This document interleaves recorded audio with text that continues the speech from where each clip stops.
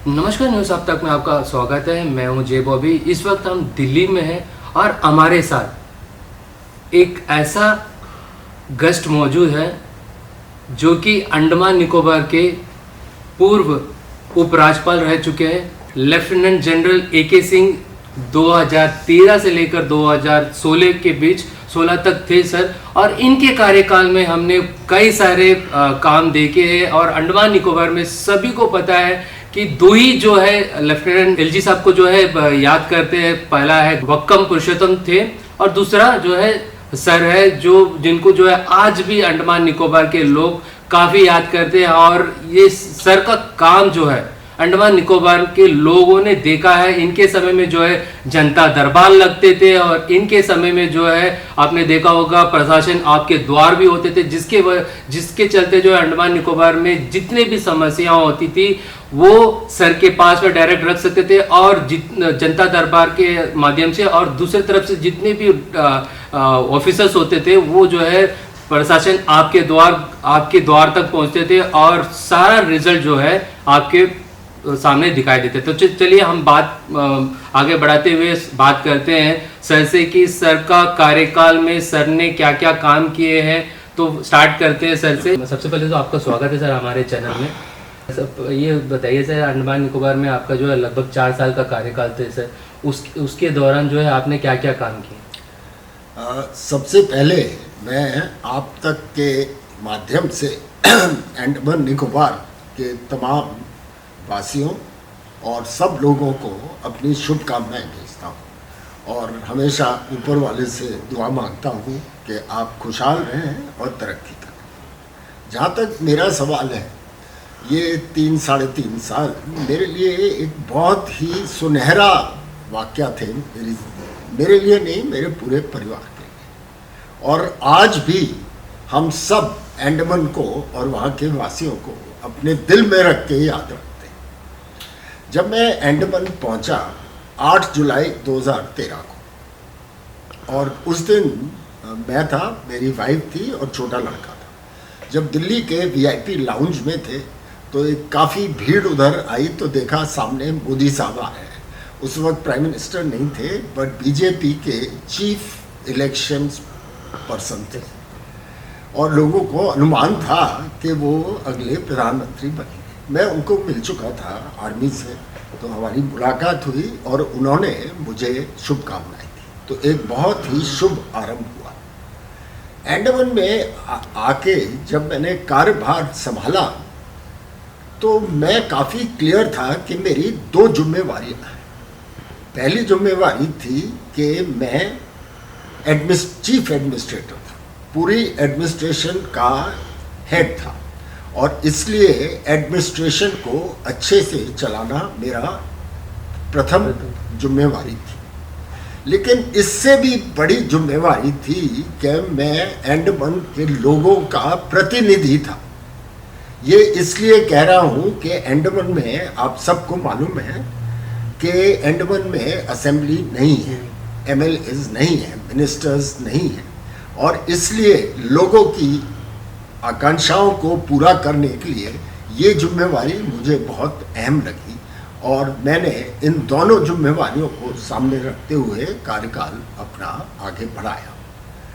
जहाँ तक आपका कहना है कि क्या हासिल किया, देखिए 3-3.5 साल बहुत ज़्यादा नहीं होते, लेकिन मैं पहले दिन से ही मुझे बिल्कुल क्लैरिटी थी कि मुझे क्या करना है और बहुत काम किए। मेरे ख्याल से मेरा गिनाने से अच्छा है कोई भी अंडमान के वासी से आप पूछ ले, उन सबको मालूम है। आज भी बहुत लोग मेरे संपर्क में, छोटा काम बड़ा काम सब किए। कुछ काम ज़्यादातर काम ऐसे थे जो मेरे कार्यकाल में मैं पूरा कर पाया। 80-90% काम ऐसे थे और आप उनको देख सकते हैं अंडमान के अंदर। कुछ कार्य ऐसे थे जो कि लॉन्ग टर्म थे, जिनका कंप्लीट होने के लिए समय लगता था, लेकिन उनके लिए भी मैंने एक प्लान बनाया, एक स्टडी की।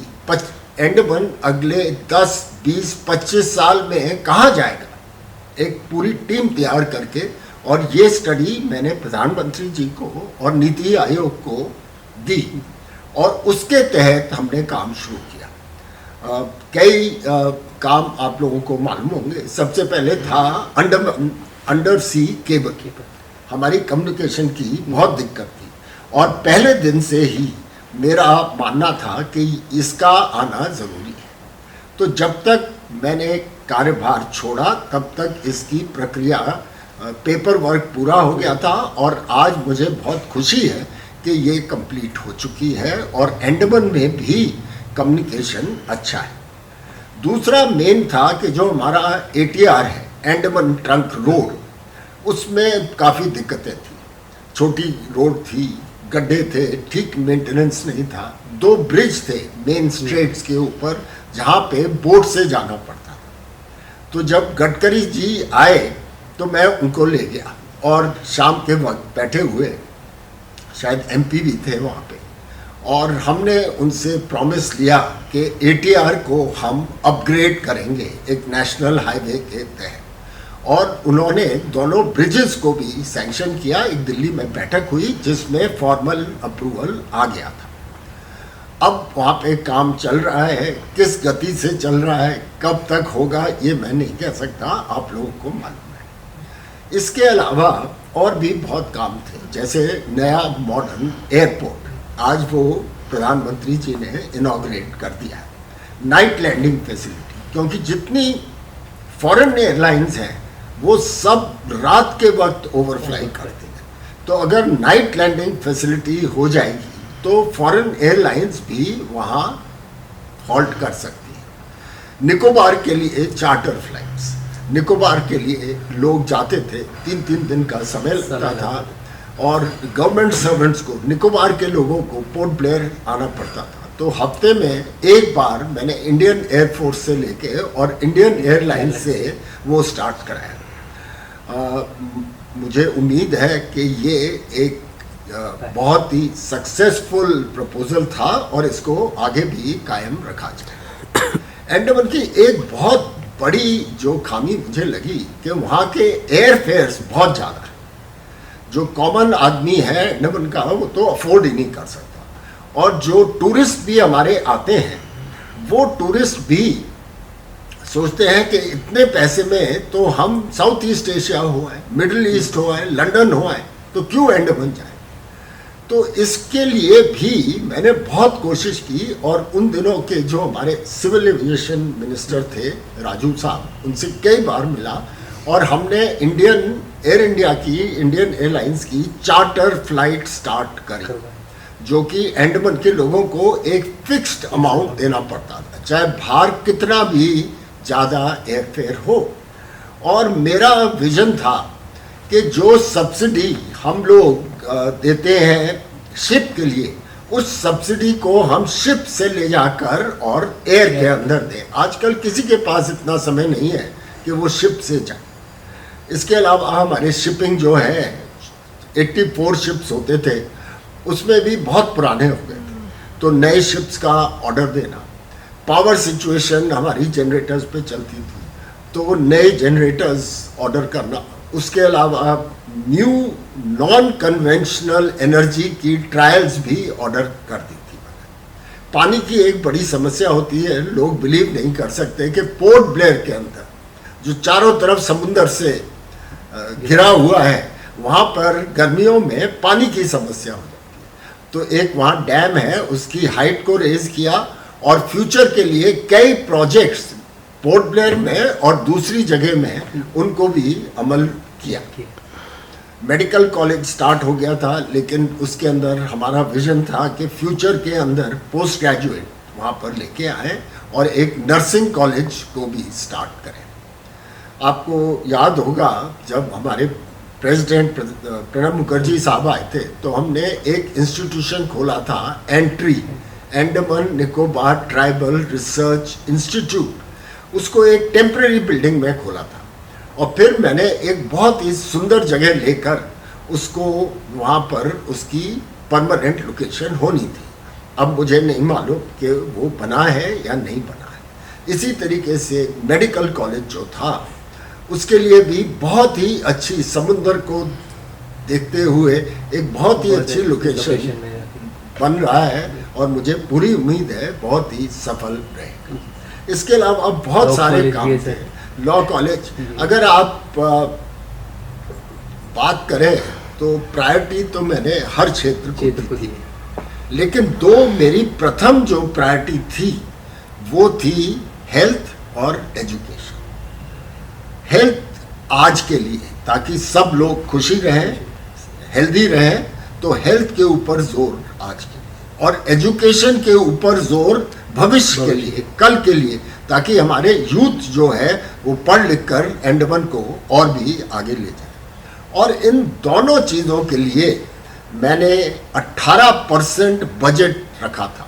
इतना ज़्यादा बजट दिया ताकि हेल्थ और एजुकेशन, और दोनों में काफ़ी तरक्की की। हेल्थ के अंदर कई दशकों से एक मेडिकल कॉलेज की आस थी सबको, और आपको याद होगा कि वो मेडिकल कॉलेज जब हमने स्टार्ट किया 1 साल में बनाने का इरादा था, लोग हंसने लगे कि आज तक कोई नहीं बना पाया है, इंडिया में बनाना मुश्किल होता है, मेनलैंड में, तो अंडमान में कहाँ से बने। लेकिन बिल्कुल प्रधानमंत्री जी का सपोर्ट था और बिल्कुल दृढ़ निश्चय था कि मेडिकल कॉलेज आके रहेगा। और इसका मैं आपको बताता हूँ, देखिए जब मैं वहाँ पहुँचा तो हमको 8-10 सीट मिलती थी मेडिकल कॉलेजेस में, बाकी जगह आज 90 सीट्स हैं अंडमान के बच्चों के लिए। छोटी पॉपुलेशन, 5+ लाख की पॉपुलेशन में 90 सीट्स, इसका मतलब कल को अंडमान के बच्चे पूरे देश के अंदर फैल जाएंगे एज डॉक्टर्स। इसके अलावा एक बड़ी दिक्कत आती थी कि लोग स्पेशलाइजेशन के लिए या कोई बड़ा ऑपरेशन कराना हो तो उनको मेनलैंड जाना पड़ता था। अब जो गरीब आदमी 2 वक्त की रोटी बड़ी मुश्किल से कमाता है, वो मेनलैंड कहाँ से जाएगा? एक साथ में कंपेनियन जाएगा, वहाँ हॉस्पिटल में एडमिट होगा, कहाँ से पैसे आएंगे? लोग आपस में मिलजुल के कोशिश करते थे भेजने की, लेकिन मुझे लगा कि कोई इंस्टीट्यूशनल मैकेनिज्म होना चाहिए। तो मैंने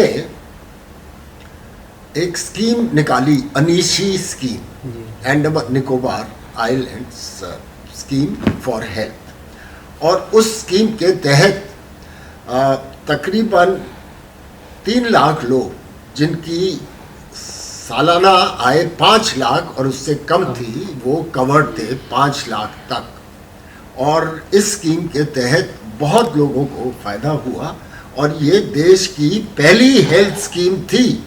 और जब मैंने स्टार्ट करने की कोशिश की तो मेरे चीफ सेक्रेटरी आनंद प्रकाश जी और वो सब कहने लगे, सर ये कहाँ आप इसमें फंस रहे हैं। सर आपका जोड़ी भी अच्छे थे, आपके जितने भी चीफ सेक्रेटरी थे आपके साथ में। अब आपने बोला तो चलिए इसको छोड़ते हैं, मैं एडमिनिस्ट्रेशन की बात कर रहा हूँ।